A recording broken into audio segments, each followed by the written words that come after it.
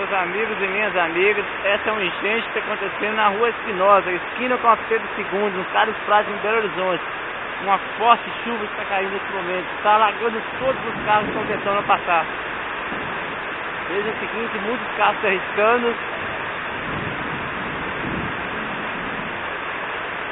Você está vendo a parte de baixo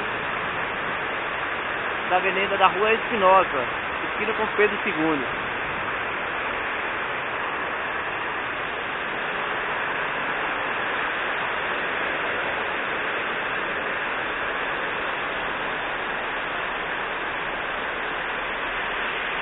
Parou tudo aí, né? Mais acima estamos vendo. A água aumentar de um bagamoto lá, ó. Vai, velho, que a moto tá agarrada. O cara é doido demais deixar uma moto daquela ali. É, né? Olha lá, Moto, a moto lá. já tá balançando toda.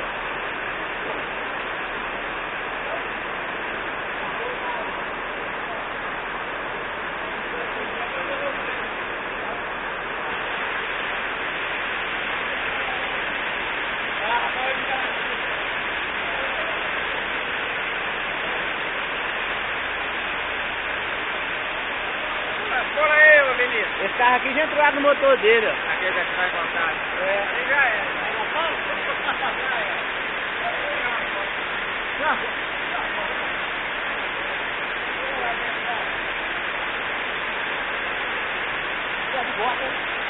Ô, velho, essa rua toda aqui pra cima, velho.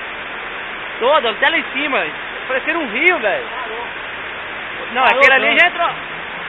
Aquele ali já entrou água no motor dele. Aqui o carro não roda mais pra frente, não. A água vai vir na roda dele.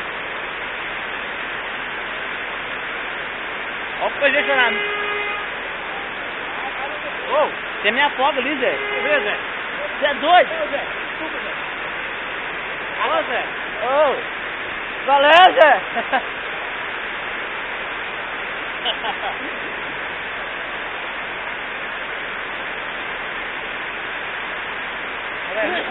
Eu nunca vi um trem violento desse não, velho.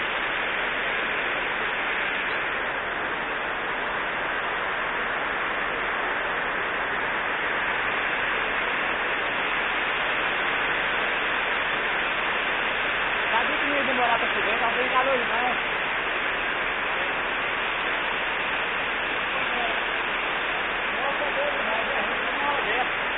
Tá na água a moto, vai com fora, ó. Olha cada balançou.